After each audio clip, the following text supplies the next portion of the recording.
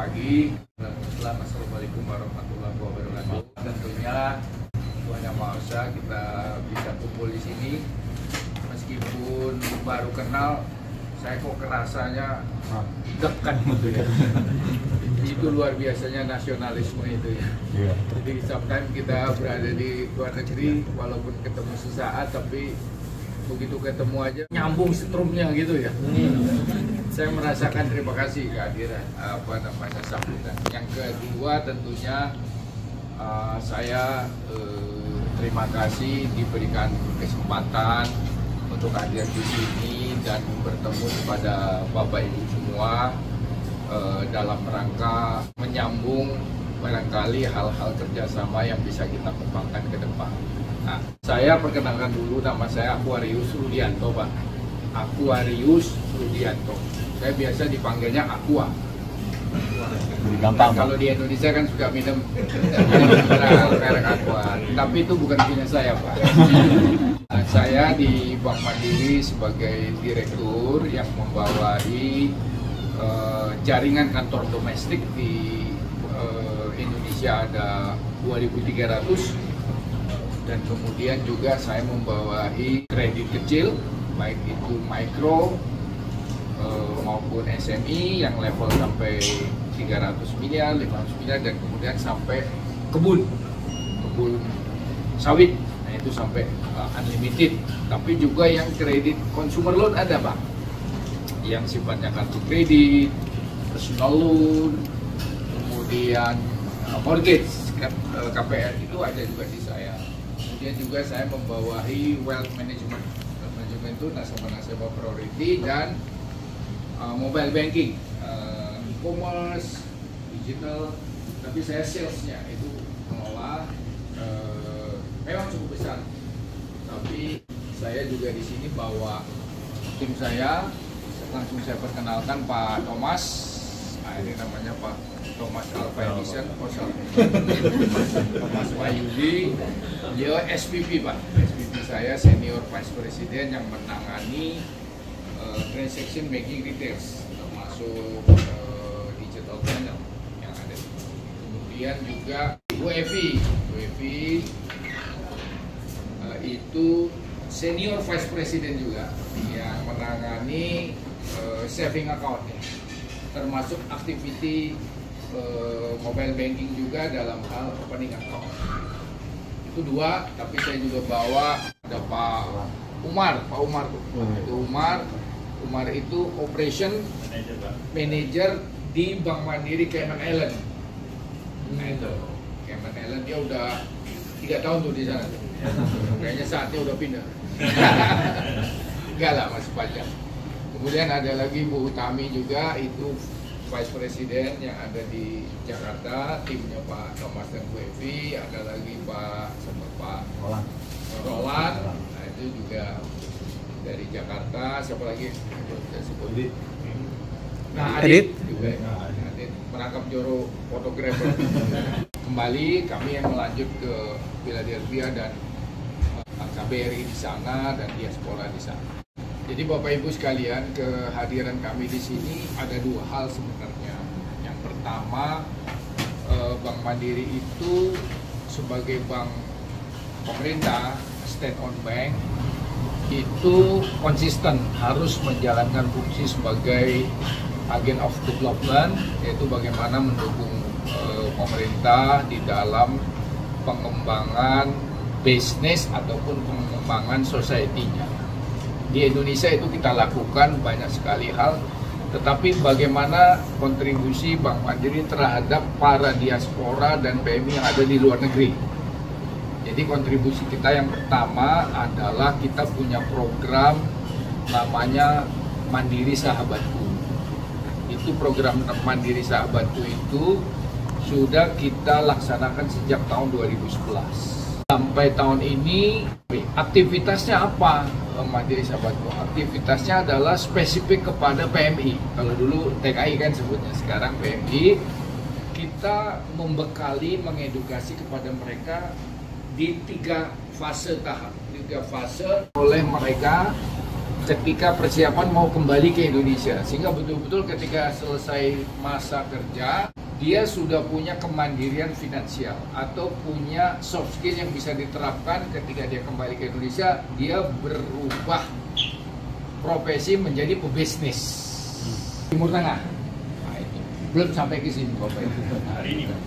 Amin. Jadi 17.000 dan setiap tahun kita melakukan inaugurasi kelulusan. Nah, pada saat kelulusan kemarin terakhir kita melakukan kelulusan di Hong Kong, kami berangkat ke sana. Itu yang lulus itu yang terbaik kita bikinin toko Pak langsung. Jadi hadiahnya itu dia nggak tahu di wawancara saya kepengen punya toko kelontongan, pengen punya toko beras di kampungnya gitu. Kita kasih bikinin tokonya di kampungnya, terus kita live, dia kaget ternyata dia sudah punya toko.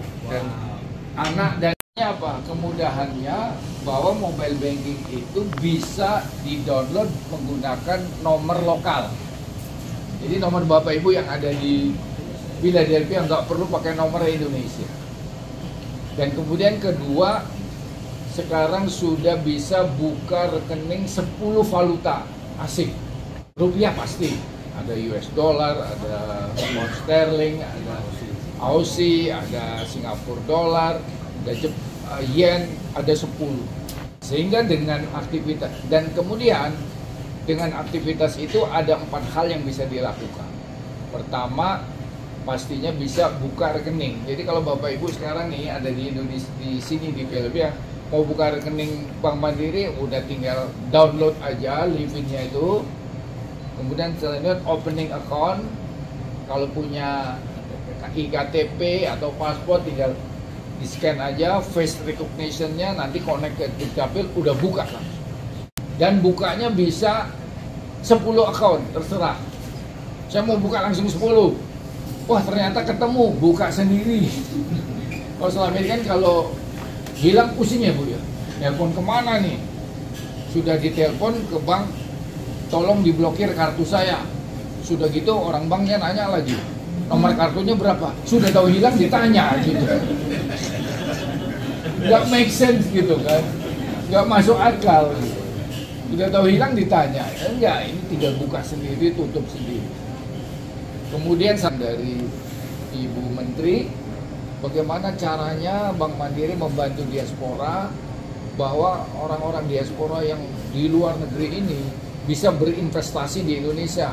Bisa lewat super app, bisa beli reksadana, bisa beli surat berharga, obligasi, bisa langsung. Even dengan 100.000 saja bisa. Jadi nggak usah pergi telepon, di situ aja. Setelah lihat nanti portofolionya ada, waduh saya beli reksadana sekian, sekarang harganya berapa, perkembangan marketnya seperti apa, saya mau jual atau mau beli, atau saya mau tahan, itu ada semua di situ. Negara saya Pak, saya kirim. Kemudian suami saya perlu, saya kirim, anak saya kirim. Ketika saya pulang nanti, saya tahu saya akan bawa uang berapa, karena di dalam genggamannya dia. Itu kami waktu itu tidak berpikir sampai, ternyata impactnya sudah sampai demikian luar biasa. Nah itu jadi artinya ini nyambung dengan tadi program edukasi, kemudian dilengkapi dengan digital channelnya. Jadi Bank Mandiri tidak buka cabang di sini, tapi kita hanya membawa channel digitalnya ke sini. Karena kalau buka di sini nggak boleh kan, karena nanti kena yurisdiksi di sini. Nah itu kira-kira itu yang dapat kami lakukan, sehingga nanti terima kasih dengan Bapak Ibu yang hadir, nanti kita akan komunikasi lebih banyak diharap. Yes, diaspora yang memang pegang paspor Indonesia, yes. Dan kebanyakan mereka tuh udah di atas 5 tahun, 10 tahun. Yeah. Nah, bagaimana menyikapi seperti itu pada saat mereka nggak bisa balik ke Indonesia untuk mendapatkan KTP? Oke. Karena mereka udah nggak punya KTP, tapi paspor Indonesianya masih hidup. Yeah. Ada juga diaspora Indonesia yang sudah berpaspor Amerika. Bagaimana dengan yang dua tipe itu? Silakan Pak. Baik Pak, ini pertanyaan yang bagus sekali. Kita waktu pergi ke London, LA dan segala macam, kita belum bisa jawab itu. sekarang sudah bisa jawab dan itu sudah bisa Pak. Sudah bisa. Yang pertama adalah orang yang punya iktp. Itu gampang karena di scan wajah kita. Saya langsung connect-nya ke Dukcapil gitu ya. Level yang kedua nggak punya iktp tapi punya paspor Indonesia. Itu bisa gampang. Bahkan sekarang sebenarnya kalau Kementerian Luar Negeri menginginkan mengurus apa KMILN ya, kartu masyarakat Indonesia luar negeri gitu kan.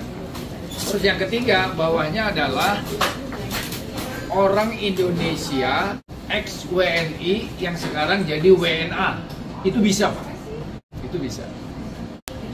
Caranya dengan gimana? KTP sini, Ya.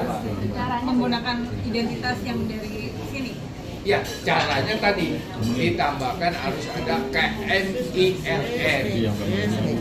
Jadi pemegang paspor biru tersebut harus mendaftarkan diri dulu. Yes. KMILN. Yes. Baru dia bisa apply jadi Yes. customer. Begitu. Jadi udah solusinya udah ada Pak. Jadi dua-duanya bisa terjawab ya. Bisa terjawab. Artinya mengakomodir itu waktu itu kita usahanya luar biasa supaya itu bisa tembus ke government. Bisa Pak. Aman. Dan ini udah terjadi banyak sekali di negara-negara lain seperti ini. Karena banyak kan pebisnis mau pembayarannya rupiah atau pembayaran apa gitu kan. Dan kemudian secara biayanya sangat murah ya. Kalau berpindah dari Seli cuma 1 kali aja gitu nanti gitu. Tapi kalau ini kalau udah di dalam ya murah sekali. Jadi udah bisa Pak. Desa investasi kemudian ada keuntungan kan. Nah, bayar pajaknya itu bagaimana? Kan sudah ada di dalam transaksi itu Pak. Langsung pembayaran. langsung. Iya, udah ada di situ, udah net di situ. Oh, oke. Oke, terima kasih. Udah net di situ. Di dalamnya. adanya di Indonesia kan. Oke. Jadi ya Jadi tetap tidak terhitung nggak ada sebagai di sini. pendapatan. Yes. Iya. Ada terhitung di sini. Udah aman Pak. Dan bahkan sekarang jadi gini, karena di Livin itu fiturnya banyak, ada transfer, ada reksadana. Sekarang fitur investasi itu sudah besar sekali transaksi, terutama yang teman-teman di Hong Kong, di Jepang, kemudian di LA itu udah bisa beli, apalagi misalnya mau beli ori gitu kan, transaksi kan gitu. Udah bisa. Bapak Ibu, sekira itu aja dari kami perkenalan. Oh silakan. Teman kita yang tinggal sini, cuma sekarang nggak di sini. Ada nggak brand di dekat sini yang bisa kita datangi atau kita tanya apa yang Bapak? Brandsnya nggak ada, kita gitu. Jadi Muncul lah istilahnya. Ya, terima kasih Bapak Ibu. Memang Kementerian BUMN Pak Erick Thohir kan, Menteri kita BUMN itu sudah membagi bidang-bidangnya. Kalau bank yang internasional, yang global itu BNI Pak. BNI punya cabang di mana-mana. BNI masih boleh buka cabang di mana-mana. BRI sama Mandiri nggak boleh. Sekarang yang sudah punya ya jalan. Kemudian BRI bidangnya apa? BRI bidangnya rural bank. Jadi urus yang kredit-kredit kecil di daerah-daerah remote. Kalau Mandiri apa? Modern digital bank. Wholesale modern digital bank. Nah, jadi yang dibawa ke sini itu adalah digital channelnya Pak. Nah, sehingga kalau nanti Bapak Ibu mau lanjutkan dengan kita segala macam, itulah sebabnya saya mengundang Bapak Ibu di sini. Nanti Bapak Ibu itu saya jadikan agen di sini. Sehingga KOL disebutnya, Key Opinion Leader. Jadi kita intensifkan. Nanti channelnya lewat Bapak Ibu kita terus online. Nanti secara bertahap kita juga datang ke sini melakukan itu. Dan pasti ada benefitnya buat Bapak Ibu semua. Begitu Pak kira-kira. Satu pertanyaan Pak. Ya, Bunda. Kalau ada masalah teknis bagaimana Pak? Soalnya kami dulu ingat nggak Bu? Kami pernah membuka account dengan BNI beberapa tahun lalu, 10 tahun lalu ada masalah teknis dan itu susah sekali diatasi Pak. Nah, kalau masalah teknis Itu ada WA Pak, WA saya aja. Oh, Atau nanti ada di saya. PIC yang memang spesifik ngurusin yang channel di luar. Jadi nggak dicampur. Oke. Ah, itu Kerjanya terima cash dan mereka itu cenderung simpan uang cash di rumah. Nah, bagaimana solusinya untuk bisa masukin ke Mandiri? Terus terang karena mereka ada yang takut kalau mereka masukkan ke bank di sini dulu, lalu nanti transfer, pelacak dan sebagainya. Nah, gimana Pak Jadi solusinya? kebutuhannya mereka cash, Iya, tapi dapat uangnya cash kan? iya. Nah, gimana caranya masukin ke Mandiri? Mereka ingin melakukan deposit. Oh, Karena terus terang ada orang-orang yang diaspora kita yang memang seperti itu. Saya bantu jawab boleh Pak? silakan. Oke Pak, jadi kalau Pertanyaannya Gede suaranya gede. Oke. Karena belum makan nggak apa-apa. Ya, Gitu. kerja Indonesia terima penghasilannya dalam mata uang yang bersangkutan. Contohnya yang di Hongkong lah, dia terimanya dalam uang dolar, terus dia itu biasanya uang dolarnya itu dikirim pakai remittance Pak. Dan di sana ada Panda. Kalau di luar Eropa ada Wise gitu kan. Jadi sekali aja dia kirim ke rekening Indonesia. Nah dari situ dia udah punya Indonesian rupiah udah. Jadi cuma sekali aja transfer biaya juga cuma sekali. Nah setelah punya rekening Indonesia, dia bisa langsung lakukan apa saja keperluan transaksi di Indonesia. Seperti misalnya transfer atau mandiri itu gratis, itu bisa sehari 3 juta. Kalau transfer ke bank lain itu 2.500, itu real time online juga Pak. Itu sehari 250 juta. Lalu bahkan yang tadi nyambung Pak Aqua, ada juga yang top up Oppo, GoPay dari sini buat saudaranya Indonesia, itu bisa gitu kan. Mungkin suka, di dalam suka itu bisa buat beli-beli belanja-belanja kayak misalnya mau beli pesawat, itu kita ada Traveloka, ada Beli tiket pesawat, beli voucher. voucher bisa. Bayar listrik bisa juga. Bayar listrik. Jadi mudah lah kalau udah di situ semuanya keperluan Indonesia tuh ada. Pak Luka, Bina, Boy, semuanya. Gapura Industri Center sama sebetulnya saya juga bisnis kuliner Pak. Kebetulan punya catering company di sini, restaurant. Nah ini mewakili teman-teman pengusaha di sini Pak, yang memang mau terus di sini. Iya. Nah apakah ada dari Bank Mandiri atau Livi nanti pinjaman untuk, karena kan tadi pinjaman untuk orang Indonesia yang pulang ke Indonesia, apakah pinjaman yang untuk mau buka usaha di sini, apakah ada? Karena gini, saya berkali-kali meeting dengan Pak Sandiaga Uno mengenai Spice Up the World yang mau rencana buka 4.000 restoran di Amerika. Nah itu secara bisnis nggak memungkinkan. Karena apa? Kalau kita yang di sini mengajukan bisnis loan ke bank sini nggak kecil. Nah, apakah kalau memang pemerintah merencanakan seperti itu 4.000 restoran Indonesia di Amerika, apakah pihak pemerintah bisa nggak bank-bank pemerintah ini membantu dana gitu, pinjaman modal at least gitu loh, untuk jadi biar kita bisa start up, kemudian ya teknis untuk, karena di sini kan masalahnya selain dana juga ini Pak, ini bumbu Indonesia. Iya. Ya, karena ngomongnya kan, wah kita harus bisa ngalahin Thai food nih, nggak bisa Pak, gitu loh. Karena seperti teman-teman yang punya bisnis ini, untuk bumbu itu susah setengah mati gitu loh. Karena kita sendiri ngalamin. Nah, jadi kemarin waktu kita meeting dengan Pak Sandi, kita berusaha mencanangkan ide bahwa gimana kalau pengusaha Indonesia itu kan seperti nasi Padang, bumbu-bumbunya itu dibikin di Indonesia, kirim aja sini pesawat. Ya jangan, karena kita sama ini kecap nih contohnya, kecap di sini kita restoran pakai yang botol-botol kecil-kecil Pak, enggak, untungnya nggak dapat gitu. Kasihan mereka ini struggling sebetulnya. Cuman ya karena rame aja jadi usahanya jalan terus. Jadi kalau bisa kecap contohnya, yang tarunan gede dari Indonesia langsung diimpor ke kita. Bumbu yang lain yang udah nggak usah bumbu kering-kering lah, bumbu udah jadi yang khas rendang, bumbu rendang khas dari Padang, produksi bikin pabrik besar, kirim ke sini pakai pesawat. Baik Pak, terima kasih Pak. Benar, ini isunya sama di negara-negara lain. Jadi Bank Indonesia itu ketika beraktivitas di negara lain pastinya harus melihat regulasi setempat, kan gitu. Jadi kalau kita langsung membiayai kredit di sini nanti kena semprit sama regulasi di sini, nggak boleh. Sehingga apa yang bisa dilakukan oleh kami adalah pertama, kemarin juga terjadi di Los Angeles sekarang. Jadi gini, tergantung bisnis model dari Bapak tadi. Kalau bisnis modelnya misalnya kebutuhannya harus dikirim di sana bumbu, kemudian dikirim ke sini, di sini tinggal distribusi. Nah kalau Bapak di Indonesia bisa membuat satu usaha di sana, entah usaha rumah atau apa, kita finance di sana. Dimana nanti produknya dibawa ke sini, tapi kita finance-nya di sana. nggak apa-apa itu. Atau bisa jadi Bapak sumber pendapatannya dari sini, sumber hasilnya di sini, tapi bahasa apply kreditnya harus di Indonesia, nggak bisa apply kreditnya di sini. Harus di Indonesia, nanti kita kasih, Bapak kan ada donasi di sana, meskipun nanti pengembaliannya dari hasil usaha Bapak yang dari sini itu bisa.